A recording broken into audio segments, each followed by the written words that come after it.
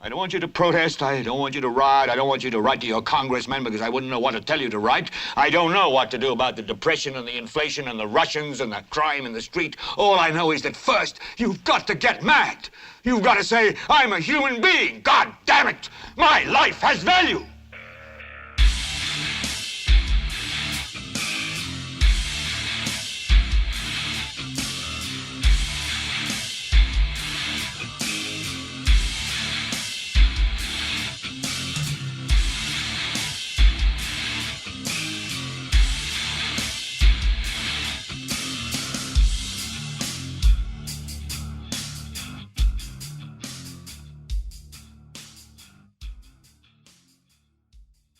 Esto es GLBT para Leviatán Podcast. Yo soy Carlos Rodríguez Duzán.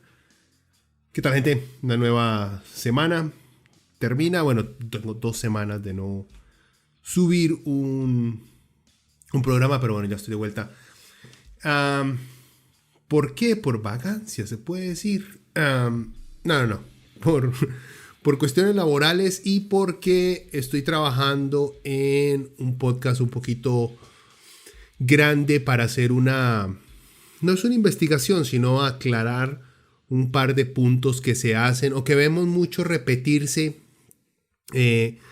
cuando estamos hablando ya sea de socialismo, de comunismo y de los efectos que ha tenido en las sociedades, se pueden decir modernas, tomando principios del siglo XX. Porque escuchamos muchas cosas y se los pongo así. Esto me surgió después del podcast sobre Recope, en el cual me di cuenta la cantidad de cosas que se repiten sobre otros temas constantemente cuando no son ciertas, pero se han convertido, digamos que en realidades o en formas en las cuales vemos ciertos temas. Y hay muchos de esos, los gringos le dicen talking points, que utiliza mucho la derecha tica y la derecha latinoamericana a la hora de confrontar a políticos de izquierda, a pensadores de izquierda, a gente que opina desde un ángulo socialista. Y lo repiten constantemente sin prestarle mucha atención a lo veraz de sus afirmaciones o a lo lógicas de sus afirmaciones. Entonces he estado trabajando el primer programa espero sacarlo dentro de un par de semanas y es enfocado en un solo tema.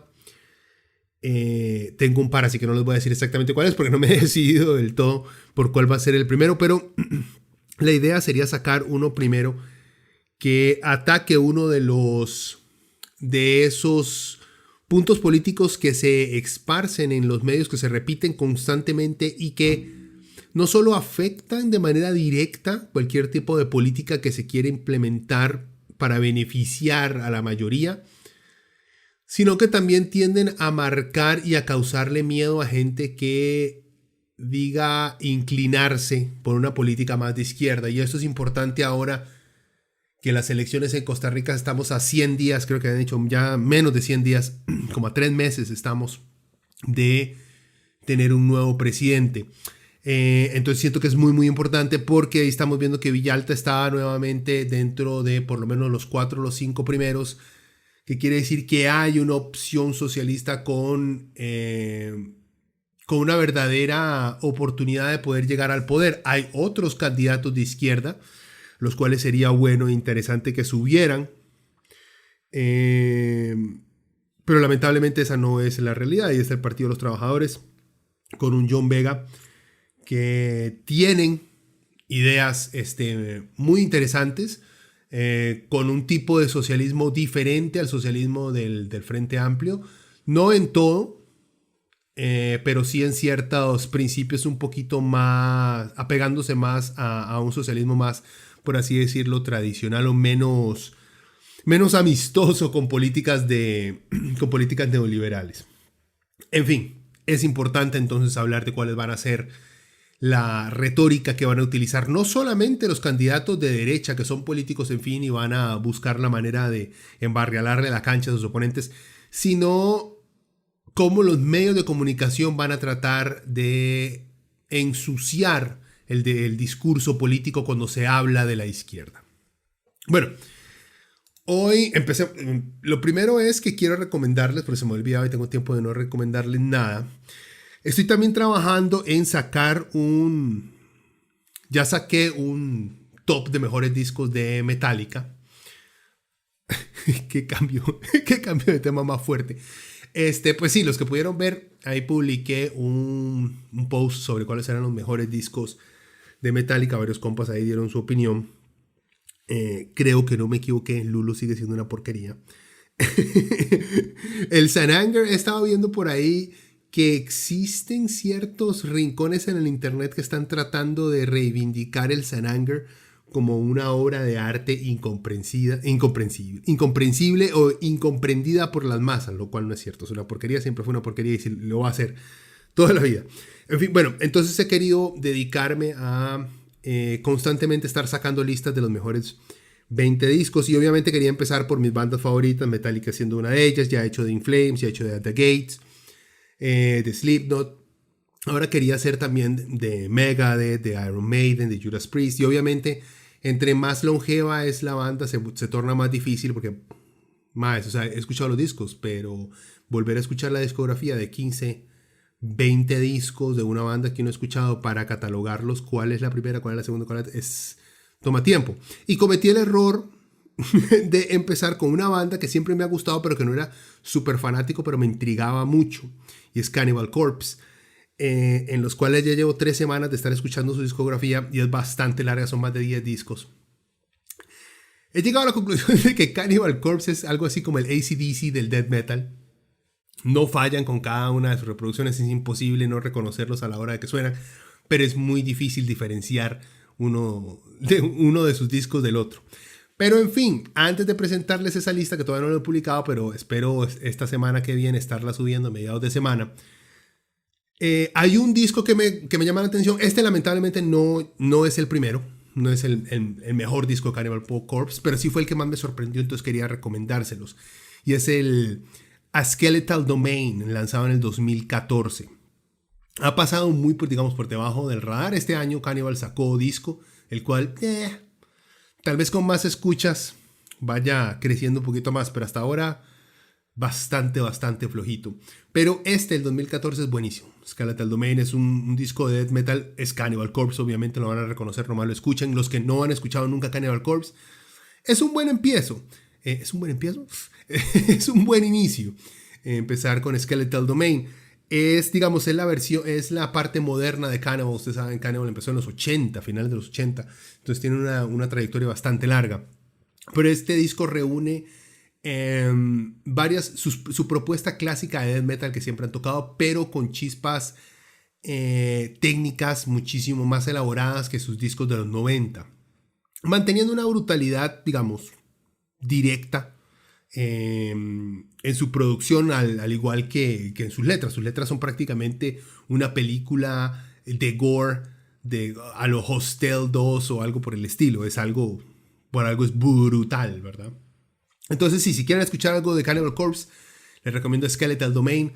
Los que nunca le prestaron atención, vuélvanlo a escuchar. Vale la pena porque la verdad sorprende bastante. Ok. Hoy quería hablarles de varias cosas, de unas 3 cositas por lo menos ahí diferentes que me surgieron mientras escuchaba uno de tantos programas que no me puedo alejar de escucharlo, eso que dicen hate watching, o sea, que lo veo, los veo, los escucho porque los odio. A mi mamá le pasa lo mismo, así que yo creo que está en la familia. Y a mucha gente también que escucha las cosas solamente para gritar en la radio, para gritar en el internet. Al internet todo boomers. Y son estos carajillos de No Pasa Nada, los cuales veo de vez en cuando, y me pude ver el último programa que tuvieron, el último programa de los dos maes. Sus dos maecillos, ahora sus dos maecillos menores de 30 años. Entonces digamos que tienen una visión, me recuerdan mucho a esa visión directa y sencilla que tenía del mundo. Y también, yo creo que, ese amor-odio que tengo en los maes es porque me recuerdan a lo insoportable que era yo antes de llegar a los 30. Bueno, mucha gente piensa que todavía sigo siendo igual de insoportable, pero en fin, al menos reconozco que antes de los 30 era más insoportable de lo que soy ahora. Me recuerda mucho, y ellos sacaron varias cosas dentro de su programa, lo cual no me inspiró, pero me hizo ver una necesidad de hablar de un par de temas esta semana.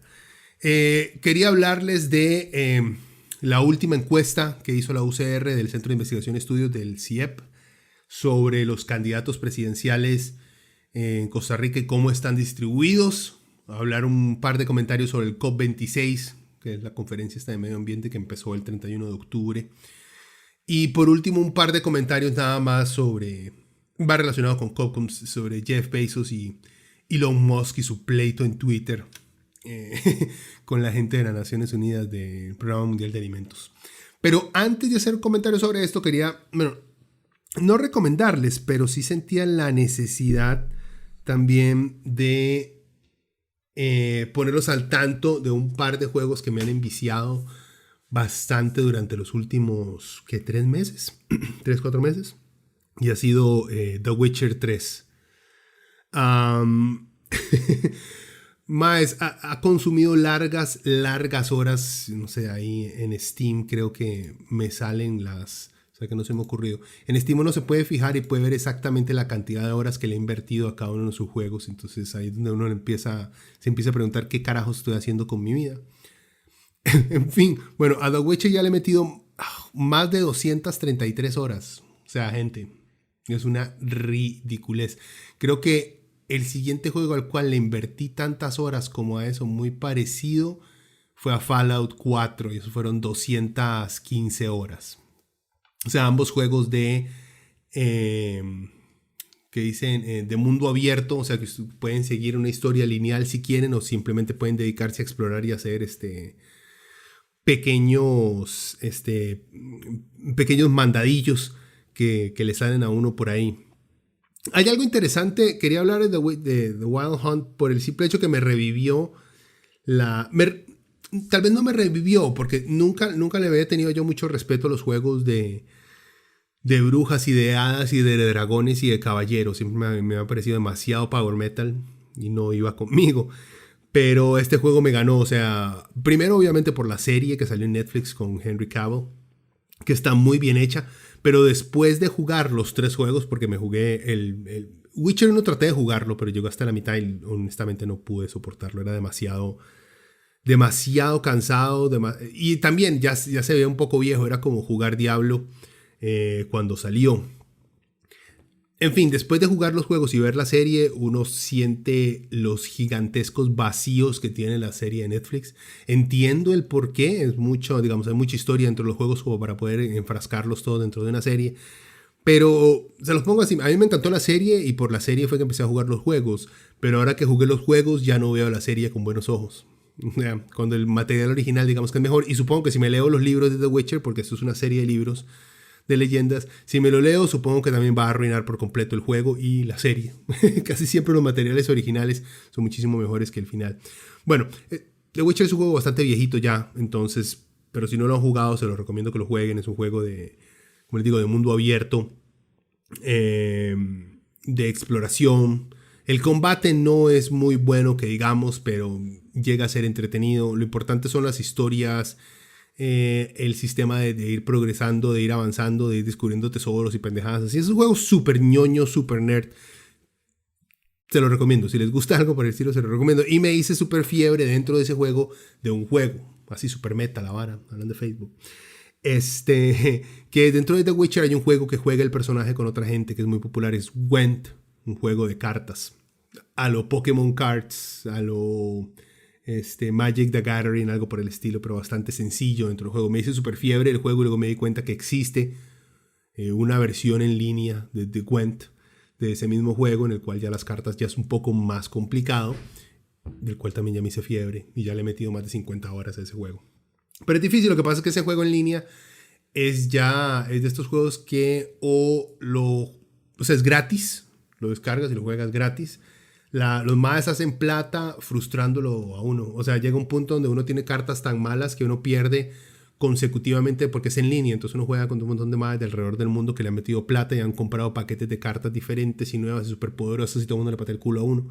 Entonces llega un punto donde la cena no picha, voy a meterle plata para superarme, cosa que no he hecho. He aguantado esa tentación y sigo dándole sin meterle un solo peso e ir creciendo poco a poco, aunque todo el mundo me maje el hocico. Pero es muy entretenido también, así que si les gustan los juegos de cartas, ese de Gwent está muy... A mí no me gustaba, yo nunca jugué ningún tipo de juego que Pokémon, que Magic the Gathering, nunca jugué ninguno de esos. Este es el primer juego de este estilo que juego, lo máximo que había llegado era 1. Entonces para mí es una, digamos que una revelación. Supongo que esos otros juegos que tienen que tienen una base de fanáticos tan amplia es porque deben ser muchísimo más o comprensibles o más entretenidos y sumergibles. O ya llegué a esa edad en la cual, digamos, el meterme de lleno a mi nerd interno ya perdí la vergüenza, entonces ya no me importa lo que la gente opine y le estoy entrando a esas varas. Bueno, en fin, ya tienen que escuchar, y si tienen Gwent lo pueden jugar creo que hasta en el celular. The Witcher si ocupa una compu algo de centilla. Creo que hay versiones de consola también, tiene que haber habido versiones de consola. Bastante popular, por cierto. The Witcher 3 es de los mismos más que sacaron Cyberpunk ahora hace poco. El juego que se veía lindísimo, pero que estaba lleno de bugs por todas partes. Es la misma empresa, CD Projekt Red. Este fue el juego que les ganó la buena reputación que terminaron desbaratando con Cyberpunk. Pero bueno, pongámonos semiserios, porque uno con la política nacional, la verdad es que serio cuesta hacerlo. A ver, vamos a hablar de La Nación versus José María Villalta y el Frente Amplio, más que todo contra Villalta en específico, creo yo. Como les dije, bueno, yo me doy cuenta, y esto igual supongo que va con la edad, aunque me he dado cuenta que si uno quiere saber de lo que la gente está hablando, uno tiene que meterse a Facebook. Y hay otra gente que dice, no, Twitter. Bueno, yo me meto a Facebook, soy más boomer. Que a Twitter no puedo, yo no puedo. O sea, si Facebook es tóxico y es un caquero inmundo, Twitter es literalmente, o sea, es un toilet con la gente tirándose cerotes por todo lado. En fin, me topé en Facebook un anuncio de una nota hablando sobre la encuesta de la UCR de La Nación, con el título que dice: ticos prefieren un presidente con trayectoria empresarial y experiencia política, decía el post. El comentario dentro del post que hace el moderador de Periódico Nación dice: encuesta del CIEP consultó por las cualidades que la gente valora al elegir un candidato presidencial, y abajo pone fotografías de José María Figueres, Linet Saborío, Rolando Araya, Eli Faitzan y Fabricio Alvarado. No hay nada que, digamos, ahí no hay nada extraño, no hay nada raro, una noticia de una encuesta, fotos de candidatos, uno lo ve así por encima y uno hace: estos 5 maes tienen que ser, uno, los que tienen más trayectoria empresarial y experiencia política, o por lo menos tiene que ser una mezcla entre eso y los que ganaron la encuesta del CIEP que me está anunciando La Nación. Pues resulta que ni una ni otra. Ni una ni otra. En el artículo, ya leyéndolo en serio, o sea, yéndome a semana de la universidad, porque La Nación cuesta después de este tipo de cosas. Ahorita ya les voy a explicar por qué estas fotos y ese orden es un poco, no escandaloso, pero sí es, digamos, es muy revelador de la manera en la cual La Nación va o ha afrontado desde siempre al Frente Amplio. En fin, bueno, el Centro de Investigaciones y Estudios Políticos, el CIEP de la Universidad de Costa Rica, hizo una encuesta, ¿verdad? En la encuesta estos fueron los siguientes resultados. Esto era con respecto a candidatos presidenciales, o sea, quiénes, intención de voto, ya quién era el favorito para ganar las próximas elecciones. En primer lugar estaba José María Figueres, perdón. El mae que quiere decir algo y dice otra cosa. José María Figueres está con el 19% de intención de voto. Luego sigue Linet Saborío del PUSC con 8%. Esta fue la que me sorprendió más. ¿Quién puta quiere votar por el PUSC hoy en día? O sea, bueno, pues está bien. O sea, no es mi opinión, la opinión de la gente, no solo la mía. Linet Saborío está de segundo con un 8%. Luego de tercero está Fabricio Alvarado de Nueva República con un 5%. Y de cuarto está José María Villalta del Frente Amplio con un 4%. Luego en quinto lugar está Rodrigo Chávez de Progreso Social Democrático con un 3%. Y luego dice que los restantes 21 candidaturas presidenciales, o sea, el 21 candidatos que quedan, obtienen un apoyo inferior al margen de error, o sea, inferior al 3%. Y también indica que el 48% del volumen de los son personas indecisas en el país. Ok, ahora sí. Entonces los pongo así. ¿Cuántas caras tenemos en la fotografía que puso La Nación? Tenemos 5. Tenemos... De esos 5 que pusieron, ¿esos son los 5 primeros que salen en la encuesta? No. José María Figueres está, sí, y sale de primero en la encuesta. Linet Saborío está, sí, y sale de segundo en la encuesta. Perfecto. Fabricio Alvarado está, sí, sale de tercero en la encuesta. Sale de último en el orden de las fotografías. No sé si estoy desarrollando algún tipo de problema en el cual si usted habla de algo en orden, entonces póngalo en orden. Si no, o sea... no sé si es ADD, no sé qué mierdas es. Bueno, en fin, Fabricio está de tercero, pero en la fotografía que pone La Nación sale de quinto. De cuarto está José María Villalta, pero no sale en la fotografía de los 5. ¿Por qué? No sé. De 5 está Rodrigo Chávez de Progreso Nacional, no sale en la fotografía. Y los restantes 21 tienen un 3% de errores. Entonces, ¿por qué putas está Rolando Araya y Eli Faisal en esa foto? Tomás no quedaron ni siquiera no quedaron entre el top 5. Para nada. Y dentro de la encuesta, y también entonces si estaban hablando de que, bueno, es que no es el orden, digamos, de los que salieron ahí en la encuesta, sino el orden de otra pregunta que tal vez hizo una encuesta que hablaba de los que tenían una trayectoria empresarial y una experiencia política. Ok, perfecto, supongo que Pepillo tiene algún tipo de experiencia en volarse, digo, experiencia empresarial. ¿Tendrá algún negocio? Lo tendrá. Experiencia política la tiene. Empresarial, no sé. Linet Saborío tiene experiencia pública, sí.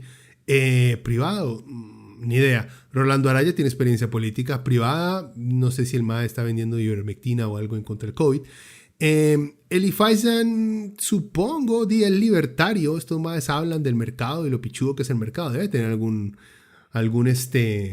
proyecto empresarial, pero no tiene experiencia política. Y Fabricio no tiene ni experiencia política ni experiencia empresarial. Entonces, ven, la fotografía ni habla al titular que le pusieron en La Nación, ni se refiere a los resultados de las encuestas que están reportando. Y excluyen, digamos, a Rodrigo Chávez, el compa de Pilar Cisneros, el MAE, que dice que él no acosó sexualmente a nadie, pero que al parecer sus antiguos empleadores dicen que sí era un acosador serial. Entonces no sé a quién creerle. Lo excluyen a él de aquí, que tiene experiencia, digamos, política, muy poca. Empresarial, no sé. Y excluyen a José María Villalta, que tiene experiencia política, pero no tiene experiencia como empresario. Entonces,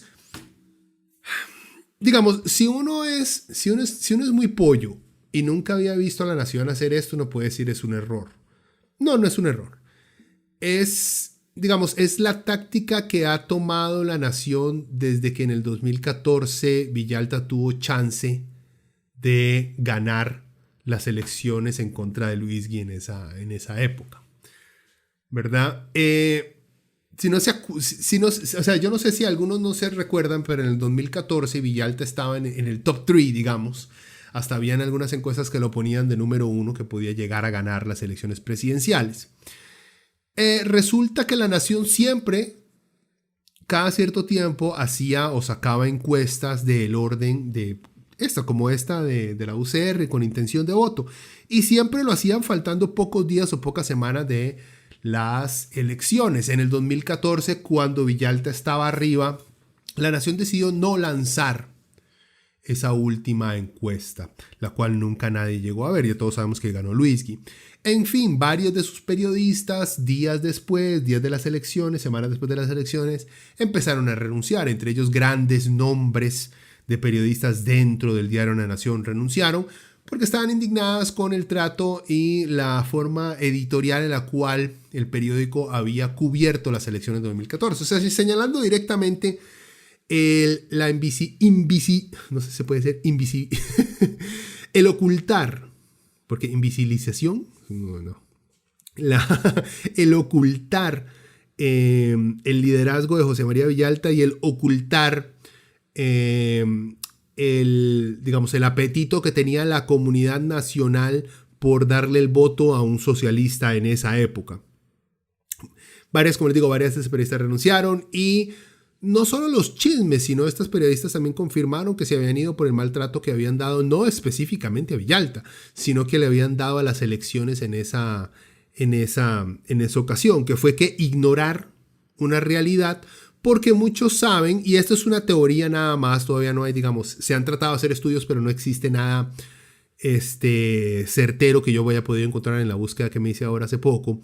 Pero resulta que cuando en una encuesta se muestra a alguien como ganador, eso tiende también a impulsar a mucha gente, digamos, o de la oposición a unírsele al candidato que más opciones tiene de la oposición, o a mucho indeciso o gente que está con cierta, por así decirlo, timidez política, de decidirse a darle el voto al que va al frente para que termine de ganar.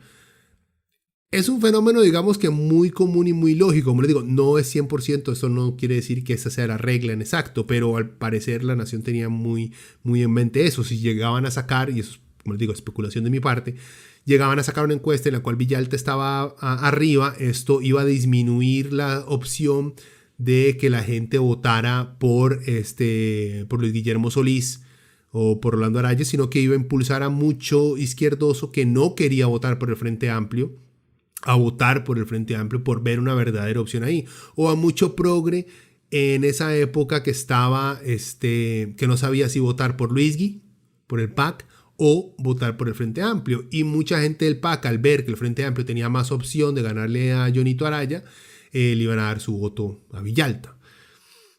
Como les digo, esto pasa mucho. Ustedes han visto, por ejemplo, ahora que está empezando la temporada de la NBA, los Bulls han vuelto al parecer a tener un buen equipo. Ya han ganado varios de sus primeros partidos, ya están jugando muy muy bien los Maes. Ahorita hay mucha gente que anda por ahí comprándose chemas de los Bulls otra vez, hablando de Zach LaVine, como si fuera la gran vara, la gran revelación. Eso pasa. Pancistas, toda la vida han ocurrido, toda la vida. Y cuando los Spurs ganaban campeonatos en la NBA, todo el mundo era los Spurs y todo el mundo amaba a Tim Duncan. Cuando estaban los Lakers ganando campeonatos, todo el mundo era los Lakers y todo el mundo amaba a Shaq y a Kobe. Cuando eran los Bulls en los 90s, todo el mundo era Chicago y Jordan y Pippen y Rodman. O sea, es normal. Lo cual se especula que eso pueda también ocurrir a la hora de elecciones presidenciales. Y por lo cual la nación decidió ocultar el liderato de Villalta en esas elecciones. Y como les digo, al ocultarlo dentro de un gráfico o una mención dentro del artículo en el cual están subiendo, aunque luego sacaron otro artículo en el cual sí mencionan a Villalta, pero en uno de los a mitad, digamos que del artículo, pero nunca ni en el encabezado ni en las fotografías. Es la táctica de la nación es eso, ocultar una opción que existe para que la gente no la escoja. Es así de sencillo. La gente ve esta foto, piensa que esos son los principales 5 y que tiene que tomar una decisión entre ellos a ver quién es el menos malo. ¿Y por qué están esos también? Si ustedes ven todos los que están ahí, todos en política económica se van a ajustar muy fácilmente a las ideas que tiene los dueños del Grupo Nación, los directores de la Nación, una política neoliberal conservadora de gasto público en ciertas instancias en pequeñito, pero socándole digamos que el cinturón a los sindicatos, a los trabajadores y dándole muchísima más oportunidad, no a la empresa privada, o sea, no a su pulpería, no, coma mierda, usted no. Darle muchísima más oportunidad a grandes empresas y a empresas familiares que por años siempre han estado, digamos que en la misma argolla. Esos son los que están aquí. Sí, Fabricio es parte de esa argolla. Un montón de economistas del PUSC se pasaron en la campaña pasada a apoyar a Fabricio. ¿Por qué? Porque Fabricio es mostacilla. Fabricio no es una persona lo suficientemente inteligente como para haber desarrollado una política económica clara. Entonces va obviamente a alinearse de una manera muy fácil con los antiguos conservadores de este país que son el PUSC, ¿verdad? Con los que más se acercan a su pendejada de no le enseñémosle abstinencia a los carajillos en el cole para que no cojan. O sea, y esa gente está en el PUSC, esa gente está en los libertarios. No en todos, porque en teoría los libertarios no deberían oponerse a esas cosas, pero cuando se habla de aborto se les sale lo conservador colorado de toda la vida. En fin, gente, pongan atención, porque esto quiere decir que si Villalta empieza a subir, si la opción socialista se empieza a ver como algo real, los principales medios de comunicación de este país, los grandes, por lo menos La Nación, y no me sorprendería mucho que siga esa misma línea editorial, Teletica, van a tratar de ocultarles que Villalta es una opción. Como les digo, es lógico, es sucio, es asqueroso, esta gente debería darle vergüenza trabajar de la manera en la que trabajan, a sus editores, a los que redactan el titular, a los que hacen el gráfico. Yo sé que es un cheque, pero no le da vergüenza el manipular a la gente de esta manera. O sea, si usted se pone a buscar quién es el malo, usted es el malo de la película, es usted. En fin, si usted llega a una heladería y solamente ve 5 sabores, va a escoger 5 sabores porque quiere un helado. Cuando ya usted escogió su helado y le dicen, madre, teníamos este aquí que estaba buenísimo, y usted hace, huevón, ¿ya para qué? ¿Ya escogí? La misma huevada. Eso es lo que quiere hacer La Nación con la gente. Que no se dé cuenta que existe otra opción aparte de los que ellos ya han aprobado, tienen las políticas económicas correctas para seguir adelante. Bueno, seguimos. Ahora entramos un toquecito rápido a COP26, a la conferencia esta que empezó el 31 de octubre, conferencia ambiental. Y dura hasta la próxima semana, hasta el 12 de noviembre. Así rapidito, porque lo describe creo que yo muy bien el New York Times. Dice que la conferencia sobre calentamiento global de la ONU en Glasgow, Escocia, es considerada un momento clave en los esfuerzos para enfrentar la amenaza del cambio climático. Más de 130 jefes de estados y presidentes de gobiernos, además de miles de diplomáticos, se estarán reuniendo durante estas semanas para establecer nuevos objetivos con el fin de reducir las emisiones que la quema de carbón, petróleo y gas que están calentando el planeta. La conferencia se celebra cada año, pero en esta ocasión es crucial porque los científicos aseguran que las naciones deben alejarse de una forma drástica e inmediata de los combustibles fósiles si quieren evitar los efectos más catastróficos del cambio climático. Pero los retos son enormes. China, Australia y Rusia no han logrado establecer nuevos objetivos para reducir las emisiones de carbono en esta década o han anunciado algunas metas que los científicos consideran que son poco relevantes. El lunes, India se comprometió a aumentar significativamente la energía renovable, pero el carbón que proporciona la mayor parte de la electricidad del país seguirá siendo una gran parte del sector energético de la próxima década.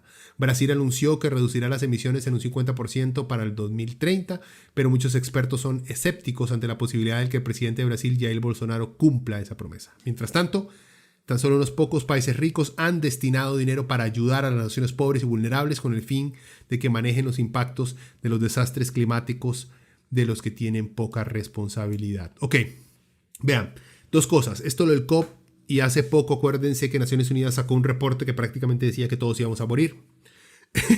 Y que nadie, en el momento todo el mundo lo cubrió, todo el mundo le dio pelota y ya la gente se lo olvidó. Pero bueno, ahora viene COP, eso vuelve a salir.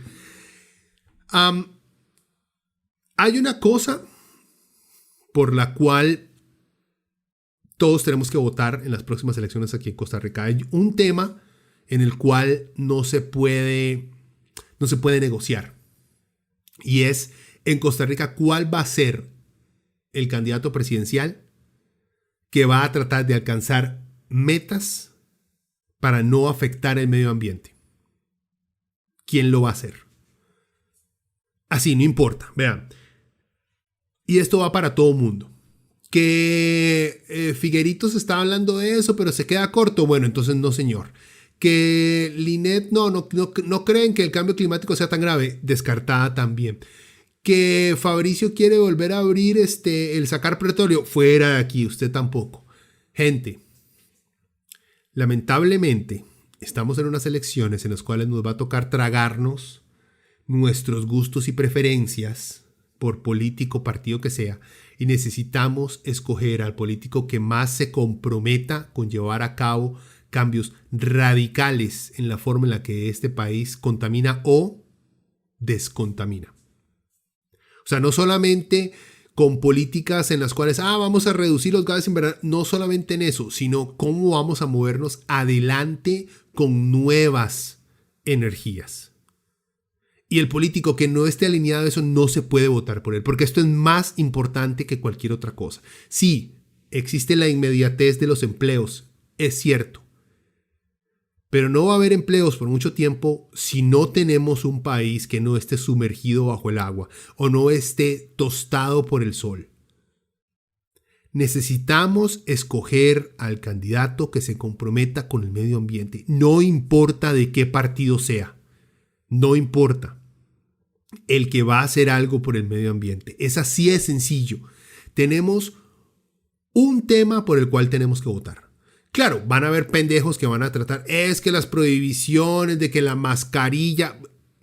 Eso es una estupidez. Es una idiotez. Lo importante es quién se va a comprometer con el medio ambiente. Ese es el presidente que necesitamos y por el que tenemos que votar. ¿Ok? No, que es que como yo soy socialista y el que llegó a segunda ronda es Pepillo y Fabricio, no voy a votar por ninguno de los dos. Bueno, mae, si llega Fabricio, entonces existe la posibilidad, porque lo más seguro los evangélicos siempre votan en conjunto, su asamblea legislativa va a estar lo suficientemente cargada como para pasar nueva legislación. Pero si llega Fabricio, entonces estamos hablando de que podemos empezar a meterle plata a la explotación petrolera, lo cual puede destruir lo que le queda a este país de naturaleza, destruir lo que le queda a este país de turismo y cooperar con la destrucción global, porque a un idiota se le ocurre que el calentamiento global es una pendejada que... Eso solamente son liberales, pendejos, maricones, que creen en eso. No.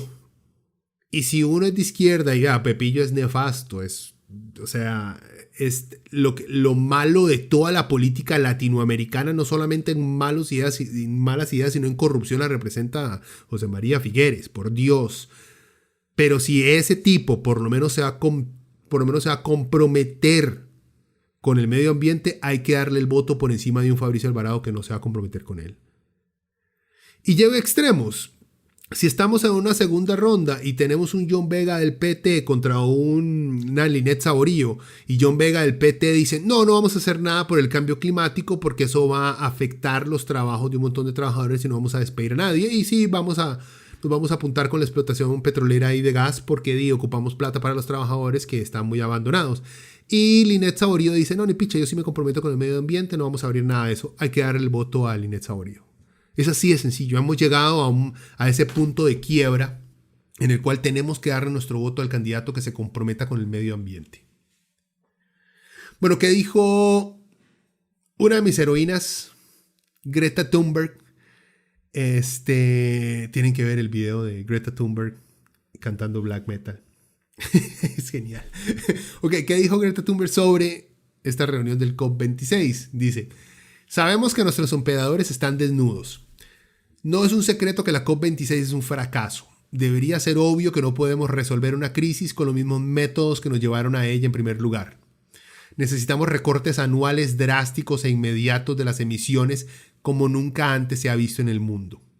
La gente en el poder puede seguir viviendo en su burbuja llena de fantasías, como el crecimiento eterno en un planeta finito y las soluciones tecnológicas que aparecerán repentinamente de la nada y borrarán todas estas crisis sin más, dijo. Todo esto mientras el mundo está literalmente ardiendo en llamas y mientras las personas que viven en el frente siguen soportando la peor parte de la crisis climática, lamentó. Thunberg describió la cumbre de la ONU sobre el cambio climático como una celebración de 2 semanas, como siempre y bla, bla, bla, bla, bla. Mantener todo como de costumbre y crear vacíos legales para beneficiarse a sí mismos. Entonces ahí es donde ella cierra y dice, sabemos que nuestros emperadores están desnudos. Tiene razón Greta. Lamentablemente es otra reunión de estas donde presidentes de naciones industrializadas van no con sus ideologías, sino con el peso de la empresa privada que tienen a sus espaldas, que los obliga a tomar ciertas decisiones sin importar que esas decisiones afecten no solamente a su país, sino al planeta. Entonces, honestamente, ahí es cuando nos preguntamos, ¿para qué putas tenemos conferencias con líderes mundiales si no tenemos a los líderes de la plata en esas mismas conferencias? Porque lo interesante sería tener en esas reuniones a Jeff Bezos, a Elon Musk, a los dueños, a los accionistas principales de las principales petroleras mundiales, a la gente de ExxonMobil, a la gente de Shell, tener a los países árabes, Arabia Saudita, ahí sentados a hablar de cambio climático y qué es lo que van a hacer al respecto. Eso nunca va a pasar, porque nunca van a querer hacer nada, porque les vale picha que el mundo se queme y mueran alrededor, porque ellos tienen suficiente plata como para protegerse y eventualmente salir del planeta y dejarnos morir aquí. Si no han visto Elysium, por cierto, véanla. Es bastante buena. Una película de un director surafricano muy bueno que también hizo District 9, por cierto. Véanla, es muy, muy buena. En fin, eso nos lleva, digamos, que a Jeff Bezos, porque el mae fue al COP26 a dar un discurso. Y entonces ahí dijo que el mae va a gastar, que va a invertir $2 billones en un fondo para restaurar el medio ambiente y transformar los sistemas de distribución de comida. Yo no sé si se refería a eso exactamente porque Amazon le está picando las ganas de meterse en el negocio de distribución de alimentos como si fueran un supermercado para erradicar por completo a los trabajadores de miles de supermercados, por lo menos al principio en Estados Unidos. Que han dicho antes, creíamos que Walmart era el más malo de toda la película hasta que llegó Amazon. Por lo menos Walmart trata un poquito mejor a sus trabajadores que como Bezos y Amazon trata a sus trabajadores dentro de esas bodegas a la hora de hacer envíos. Es una tristeza inmunda. Bueno, el MAE dentro de su fundación es el Bezos Earth Fund. En su fundación, como les digo, $2 billones dijo que va a gastar ahí para el planeta. Es una mierda de plata. Para Bezos es una mierda de plata. El MAE en su viajecito ridículo que hizo al espacio gastó $5.5 billones aproximadamente en todo el programa para que él pudiera salir y ver ahí, luego llevar a William Shatner y no dejarlo hablar. En fin, gastó $5.5 billones en eso.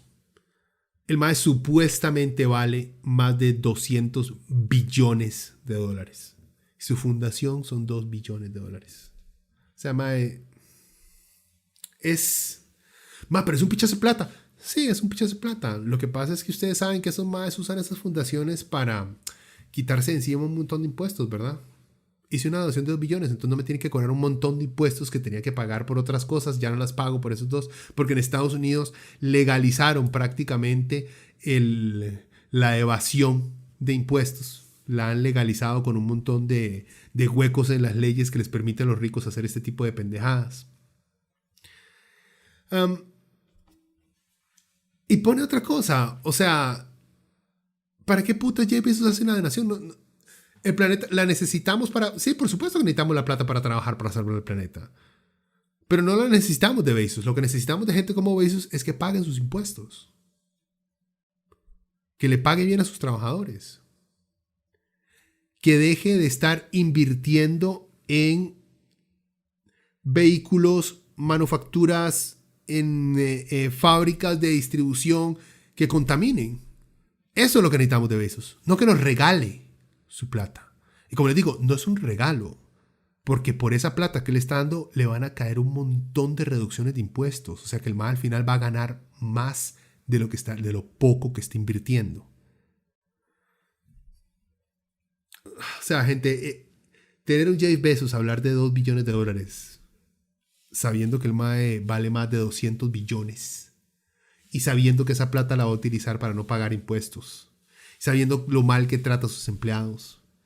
O sea, gente, es el principal problema en el que estamos. El planeta se va a quemar porque preferimos que algunos tengan toda la plata del mundo y que nosotros sigamos soñando con llegar a tener toda esa plata también, cosa que nunca la vamos a tener. Bueno, y esto no es de COP26, pero Elon Musk, que es un dedicado troll de Twitter, se metió ahí en una semibronca con el MAE, con David Beasley, el director del Programa Mundial de Alimentos de la ONU, la semana pasada, hace 2 semanas creo que fue, en donde, bueno, primero Beasley salió en un programa hablando sobre cómo una donación de las personas más ricas del mundo podría aliviar una crisis alimentaria en el país, y después le contestó Musk. Les leo aquí cómo fue, esto lo saqué de la revista Semana. Por cierto, dice, David Beasley, el director del Programa Mundial de Alimentos de Naciones Unidas, aseguró la semana pasada que un pequeño grupo de multimillonarios podría ayudar a acabar el hambre en el mundo, utilizando una pequeña fracción de sus patrimonios netos, por ejemplo, el 2% de la riqueza de Elon Musk. Ante esto, el multimillonario, o sea, Musk, respondió en su cuenta de Twitter con un reto o propuesta, diciendo que si el Programa Mundial de Alimentos puede describir ahí en Twitter exactamente cómo $6 billones resolverán el hambre mundial, venderé acciones de Tesla ahora mismo y lo haré. Eso le contestó Musk y después entonces David Beasley le mandó varias respuestas ahí en Twitter explicándole cómo lo iba a gastar y que esto no era que iba por completo a eliminar el hambre del mundo en una sola, sino esta crisis que estamos viviendo ahorita por el cambio climático, por COVID, por el desempleo, por migración, por violencia que hay en varias partes. Entonces esto iba a aliviar a eso. ¿Por qué quería hablar de esto? Porque volvemos a lo mismo. Elon Musk supuestamente vale $318 billones. Y lo que está pidiendo, digamos, el Programa Mundial de Alimentos para atender un año, una crisis, son $6 billones. Eso no es ni mierda para la plata que tiene el man. No es nada. Entonces dirán, bueno, es que está regalando plata. Vean, aquí es donde, porque les hablé al principio del programa No pasa nada que yo haya visto, que estaba viendo, porque estos dos maecillos estaban hablando en parte de esto y sacaron una ideología, no es una, bueno, los maes claramente se nota su vena libertaria, y se nota su vena libertaria por esto, porque sacan la supuesta, ¿cómo lo explico? Esta supuesta ley natural de que si usted le regala plata a alguien, entonces nunca se van a acostumbrar a trabajar, sino que se van a hacer vagos. Esto es cierto, gente. Vean estudios, lean sobre el tema, eso no es cierto. Si usted le regala plata a la gente, la mayoría la va a saber invertir bien.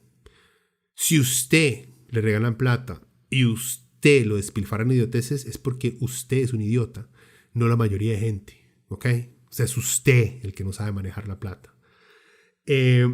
Pero llegaron y tocaron tocaron dos puntos.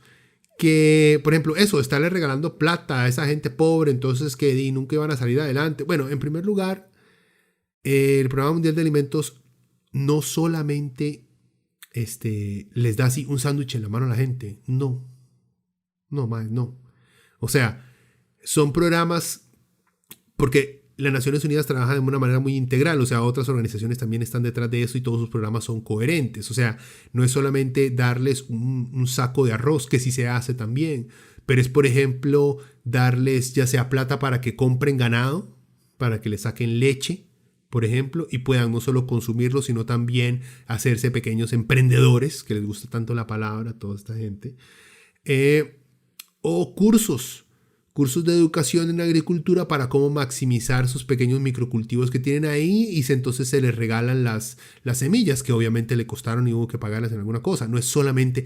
No, o sea, el Programa Mundial de Alimentos no reparte sándwiches nada más, gente, ¿ok? No seamos idiotas.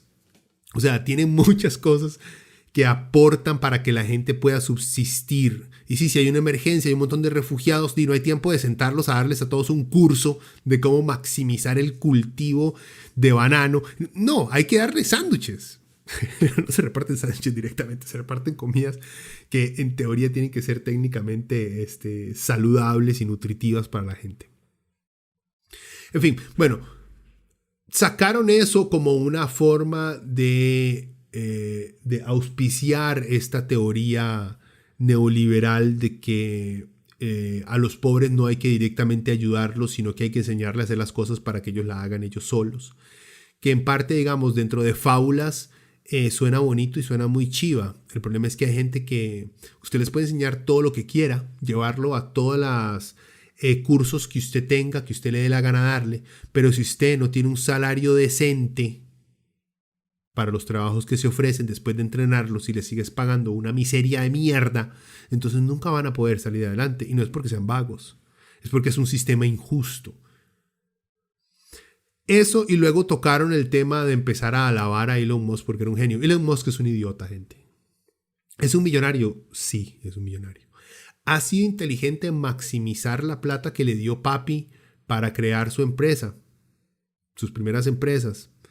ha sido muy inteligente en la forma en la que se ha mercadeado y ha hecho rendir, creo que fueron casi que $2 billones cuando el MAE vendió PayPal, creo que fue, para convertirlo en Tesla y tener la plata que ahora tiene. En eso sí fue muy inteligente. Es un capitalista de los mejores. Es de esos que sabe multiplicar, triplicar la plata. En eso es un genio. En eso es un genio. En el resto es un idiota. En sus estúpidos programas de cooperar o de arreglar el transporte público, el MAE es un idiota.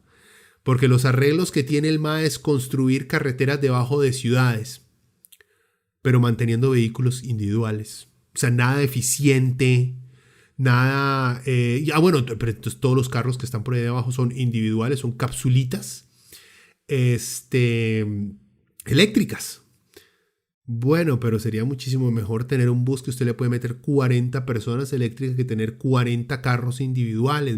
O sea, vean, hay un canal de YouTube muy bueno, por cierto, dedicado a explicar por qué Elon Musk es un idiota. Y todas sus ideas son o robadas o son una estupidez.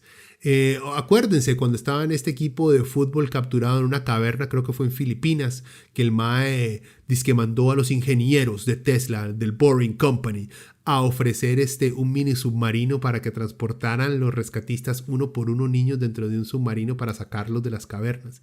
Y el buzo encargado del rescate le dijo, no, muchas gracias, ya tenemos una mejor solución, esa idea no es muy buena. Y Elon Musk de una vez le dijo, usted es un pedófilo.